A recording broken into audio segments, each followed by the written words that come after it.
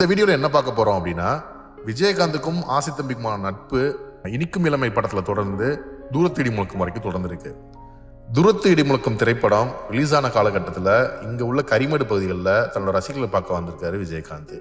அப்போ எடுத்த ஃபோட்டோஸ் தான் இப்போ நீங்கள் பார்க்குற ஃபோட்டோஸும் கூட. படத்துக்கு வந்தவொடனே இந்த ஏரியாவில் பல பேர் சேர்ந்து இவருக்கு மன்றம் ஆரம்பித்தாங்க. மன்றம் ஆரம்பித்த உடனே அதில் முத்துன்னு ஒருத்தர் முக்கியஸ்தராக இருந்து இவ்வளோ பேரையும் திரட்டிட்டு வந்து அவர் மன்றத்துக்கு பிள்ளைங்க இவருக்கு பூரா எல்லாம் கிளம்பின ஆகிட்டாங்க. பூராமே இதே எடுத்து பார்த்துக்க 42 வருஷம் ஆச்சு. இது பூரா இந்த ஏரியாவில் உள்ள ஆளுக தான். இவங்க பூரா நாங்கள் சேர்ந்து எடுத்துக்கிறோம், எங்களுக்கு பணம் நாங்கள் ரூபா கொடுத்து வாங்கிக்கிறோம்னாங்க. அதில் இவங்க வந்து மன்றத்து ஆளுக, அந்த மன்ற பொறுப்பாளர்கள், அவருடைய ரசிகர்கள் பில்லுங்க வச்சு எடுத்தோம்ல, நம்ம ஆக்ஷன் சொல்லி கொடுத்து எடுத்தது. இதை வச்சு தான் அவர் சினிமாவுக்கு போனது. இது அவர் கதாநாயகனுடைய கேரக்டருக்கு போகிற லெவலுக்கு எடுக்கணுன்றதுக்காக வேண்டி ஒரு சேர் கிடந்துச்சு. அந்த சேரில் உட்கார வச்சு ஆக்ஷன் கொடுக்க சொன்னோம்.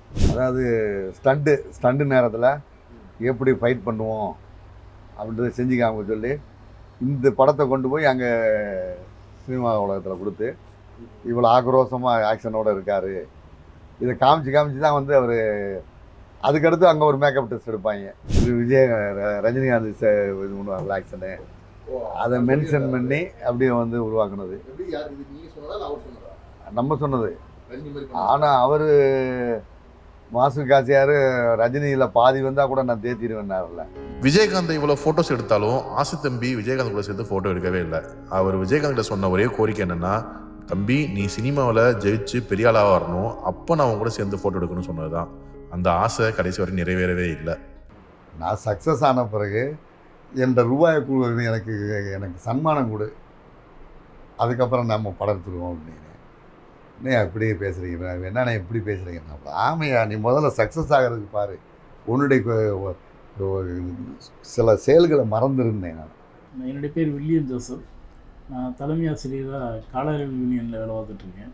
1985 வந்து நான் என்னுடைய படிப்புக்காக வந்து உதவி பண்ணது ஆசி தம்பி இந்த ஸ்டுடியோவில், ராசி ஸ்டுடியோவில் தான்.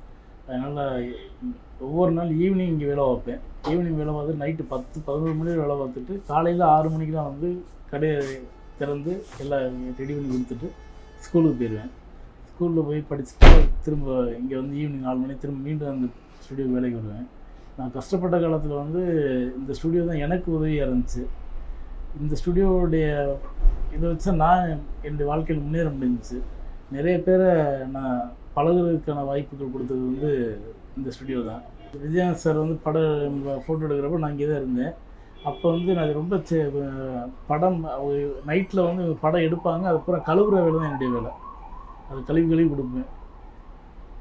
ஸ்டில்ஸ் வந்து ஆசி தம்பி சார் எடுப்பாங்க, கணேசன் ஒருத்தர் இருப்பார், அவர் எடுப்பார். அதை எடுக்கிறது வந்து கணேசன் வந்து எடுத்து அதை பிரிண்ட் அவுட் பண்ணி இது பண்ணுவாங்க. நான் படத்தை வந்து பிளாக் அண்ட் ஒயிட் படத்தை வந்து நான் கழுவுறது தான் என்னுடைய வேலை, கழுவி கொடுப்பேன். அப்போ எனக்கு விஜயகாந்த் சார் எனக்கு தெரியும், நல்லா தெரியும். ஒருத்தர் சீட்டுக்காக அவர்கிட்ட போயிருந்தேன், அண்ணன்ட்ட லெட்டர் வாங்கிட்டு தான் போயிருந்தேன். இப்போ ஆசமியோட லெட்டர் வாங்கிட்டு தான் போயிருந்தேன்.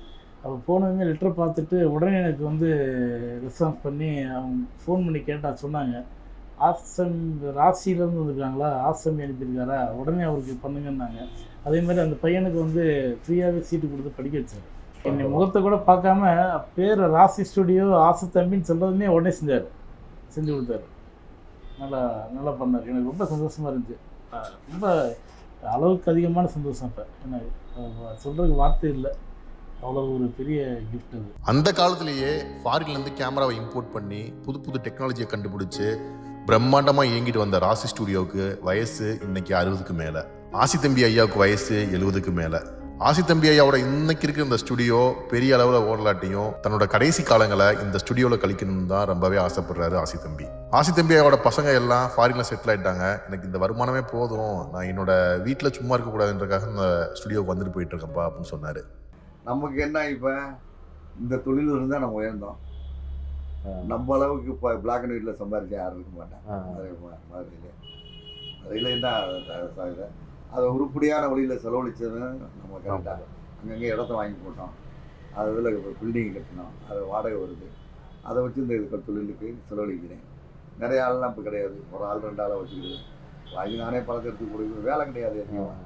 ஏதோ கொஞ்சம் ஜெராக்ஸ் கிடைக்கும், ஒன்று கொஞ்சம் ஃபோட்டோ இருக்கும். அதை எடுத்துக்கிட்டு நம்ம பழகு நமக்கு வீட்டில் போய் உட்காந்து பழகலாம். 60 வருஷம் முழு நேரமும் இந்த கரிமேடு தான் செயல் இருக்கும். எங்கே வந்து இதில் இருக்கிறதுனால நமக்கு டென்ஷன் கொஞ்சம் குறையா இருக்குது. வீட்டில் இருந்தோம்னா அந்த அளவுக்கு இருக்காது. அதனால் வந்து இவங்க வயசு என்ன 72 இருக்குமா? 75 நடக்கும். 75. அதனால் லைஃபுக்கு போய்கிட்டு இருக்கு. இப்போ என்ன வந்து நம்மள அளவுக்கு ஓரளவுக்கு இதில் ஜெயிச்சிருந்தா தான் நான் நினைக்கிறேன். ஏன்னா யார்ட்டையும் வந்து 5 பைசா வாங்கிக்கல. குடியிருக்க வீடு இருக்குது, ஏதோ கடைகளை கட்டி விட்டால் வாடகை வருது. அது நம்ம குடும்பத்தை நடத்த இந்த கடைக்கு வாடகை கையிலேருந்து தான் கொடுக்குறேன். ஸ்டாஃபும் கையிலேருந்து தான் சம்பளம் கொடுக்குறேன். இதில் தான் நம்ம வேண்டாம் கண்டிப்பாக அப்படி நடத்தணுன்ற. அதை வந்து பிள்ளைகளுக்கு உடன்பாடு இல்லை, எங்கள் வீட்லேயும் உடன்பாடு இல்லை. வீட்டில் இருங்க. பேசாமல் வீட்டில் இருந்தேன். வீட்டில் இருந்தால் சீக்கிரம் செத்து போயிடுவேன். யாரையும் உங்களை மாதிரி யாரும் சந்திக்க முடியாதுல்ல அப்படின்னு இந்த லைஃபு போய்கிட்டு இருக்குன்னு வைக்கிறேன். அதனால் வந்து நிறைவான அளவில் இது பண்ணியாச்சு. 50 ஆண்டு விழாவும் கொண்டாடிட்டேன், 60 ஆண்டு விழாவும் கொண்டாடிட்டேன். இந்த தொழில் இருக்கிறதுனால அவ்வளோ பேர் வந்தாங்க. எம்பி, மதுரை எம்பி, நான் அண்ணாதுரை கண்ணதாசன் எல்லாருமே வந்தாங்க. பழக்கருப்பே எல்லாத்துலேயும் வந்து சால்மன் பாப்பையா தான் நமக்கு ஆஸ்தானம். எல்லாத்துலேயும் நம்ம இது பண்ணிட்டாலே அவருடைய நிகழ்ச்சி மாதிரி வந்து கலந்துக்கிடுவார். நம்ம மேலே ஒரு அபிமானம். நம்ம 3 பிள்ளைகளையும் படிக்க வச்சுருக்கான். சும்மா ஒரு போடா தொழிலில் கரிமேட்டில் இருந்து அவனுடைய உழைப்பு தான் அவனை உயர்த்திச்சு அப்படின்னு. அதனால் வாழ்க்கை பயணம் போயிட்டு இருக்கு. இன்னும் எவ்வளோ நாள் இருப்போம்ன்றது யாருக்கு என்ன தெரியும். விஜயகாந்த் அவர்கள் எடுத்த ஃபோட்டோஸையும் நெகட்டிவ்ஸையும் இன்னமும் பத்திரமா வச்சிருக்காரு ஆசி தம்பி ஐயா. விஜயகாந்த் படம் தெரியுதா? நீங்கள் எப்போவாவது இந்த ராசி ஸ்டுடியோ கிராஸ் பண்ணி போனீங்கன்னா மறக்காமல் உள்ளே போய் ஆசி தம்பி ஐயா கூட நீங்கள் அவரோட அனுபவங்களை கேட்டு தெரிஞ்சுக்கலாம். ஒரு மிகப்பெரிய கலைஞனை, ஒரு மிகப்பெரிய அரசியல் கட்சியோட தலைவனை உருவாக்கின இடம், கனவுகளுக்கு உயிர் கொடுத்த இடம் பார்த்தா இந்த ராசி ஸ்டுடியோ தான். ஒரு மதுரைக்காரராக ஆசி தம்பி ஐயா அதை எப்போ வேணாலும் பெருமைப்பட்டு சொல்லலாம்.